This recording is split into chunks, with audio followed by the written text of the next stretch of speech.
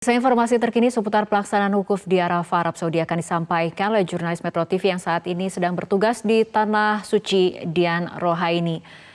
Dian, bagaimana situasi terkini, aktivitas apa saja yang sedang dijalankan oleh para jamaah haji dalam prosesi wukuf di Arafah saat ini? Baik Rara, saat ini saya berada di dalam tenda wukuf dengan para jamaah haji khusus Patuna Travel yang baru saja menyelesaikan sholat zuhur, qosor dan sholat asar jamaah takdim. Dan ini adalah khutbah kedua yang sedang didengarkan atau disimak oleh para jamaah haji. Dan selama mendengarkan khutbah ini, para jamaah sangat khusyuk karena memang memaknai isi khutbah yang merenungkan bagaimana selama ini manusia berbuat buruk, manusia telah banyak melakukan dosa dan kemudian memohon kepada Allah untuk dijadikan manusia yang lebih baik, yang dibebaskan dari dosa-dosa yang pernah ada.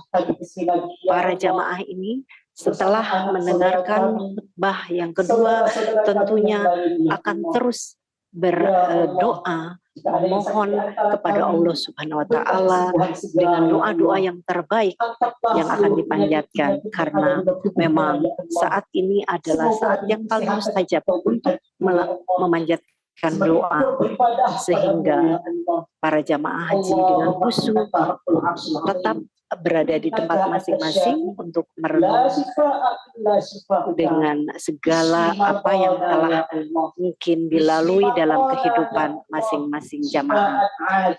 Rara, 800 lebih jamaah haji Patuna hari ini tersebar di beberapa tenda dengan berbagai kegiatan yang akan dilakukan. Ya, tadi seperti saya sampaikan adalah khutbah pertama, kemudian dilanjut dengan sholat zuhur dan asar, kemudian khutbah kedua, dan setelah nanti bertafakur atau merenung selama sampai matahari terbenam, itu akan digunakan untuk kegiatan-kegiatan ibadah inti dari wukuf. Lalu kemudian nanti pada saat bada isya, tepatnya pukul 20, rombongan akan berlanjut ke Musdalifah untuk mengambil batu kerikil yang akan dipakai untuk melempar jumroh. Kemudian dari Musdalifah akan dilanjutkan ke Masjidil Haram untuk melakukan tawaf ifadah, kemudian sa'i dan tahalul awal. Demikian untuk sementara laporan saya dari Padang Arafah yang sedang melakukan wukuf bersama jamaah haji Patuna Travel. Kembali ke Anda di studio, Rara.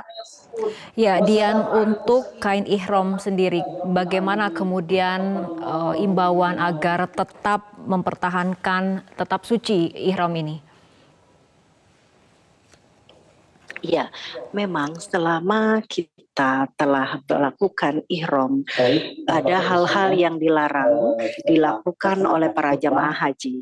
Seperti kalau laki-laki tidak boleh melakukan pakaian dalam. Kemudian untuk semua jamaah juga tidak boleh melakukan atau aktivitas yang memakai wangi-wangian, tidak pakaian. Jadi betul-betul kita kembali seperti suci, seperti dilahirkan apa adanya. Jadi ketika itu dilanggar maka kita harus membayar dam, karena kalau itu dilanggar berarti haji kita tidak syah. Demikian, Rara. Baik, mungkin Dian juga bisa menjelaskan pada saat nanti matahari terbenam dan kemudian ada jadwal bagi jamaah haji Indonesia ke Musdalifah, ini rangkaiannya akan seperti apa, kegiatan apa yang kemudian akan dilakukan di Musdalifah sebelum nantinya ke Mina? Baik. Dari sini rombongan akan bergerak ke Musdalifah karena disitulah tempat para jamaah haji akan mengambil batu kerikil, yaitu sebanyak 21, 7 untuk melempar jumroh ula, kemudian wusto dan akoba. Tapi biasanya akan dilebihkan karena tentu bisa ada hal-hal yang misalnya lemparannya meleset atau batunya jatuh dan segala macam. Nah, tetapi memang sekarang ini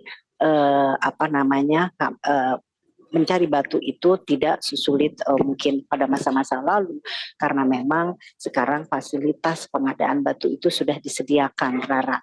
Kemudian ketika selesai mengambil batu di Musdalifah, yaitu tadi rombongan tidak langsung ke Mina, Rara, tapi ke Masjidil Haram dulu untuk melaksanakan tawaf ifadah.